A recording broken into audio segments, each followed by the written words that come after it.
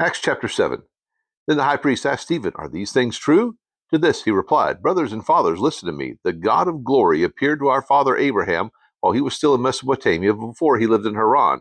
Leave your country and your people, God said, and go to the land I will show you." So he left the land of the Chaldeans and settled in Haran. After the death of his father, God sent him to this land where you are now living.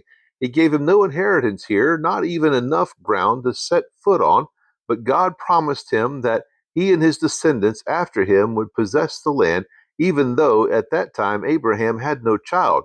God spoke to him in this way: "For 400 years your descendants will be strangers in a country not their own, and they will be enslaved and mistreated.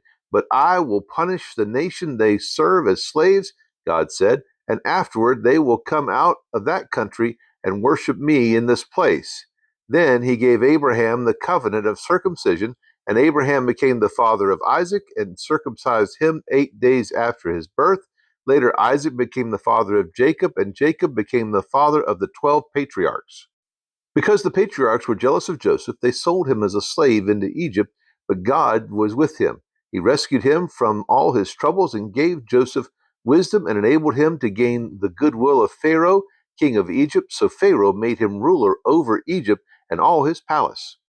Then a great famine struck all Egypt and Canaan, bringing great suffering, and our ancestors could not find food. When Jacob heard that there was grain in Egypt, he sent our forefathers on their first visit. On their second visit, Joseph told his brothers who he was, and Pharaoh learned about Joseph's family.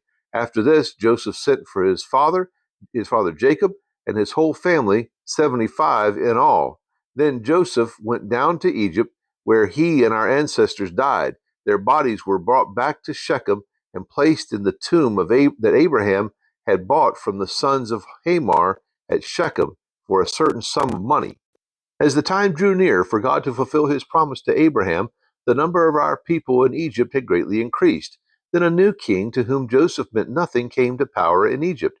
He dealt treacherously with our people and oppressed our ancestors by forcing them to throw out their newborn babies so that they would die. At that time, Moses was born, and he was no ordinary child. For 3 months, he was cared for by his family. When he was placed outside, Pharaoh's daughter took him and brought him up as her own son. Moses was educated in all the wisdom of the Egyptians and was powerful in speech and action.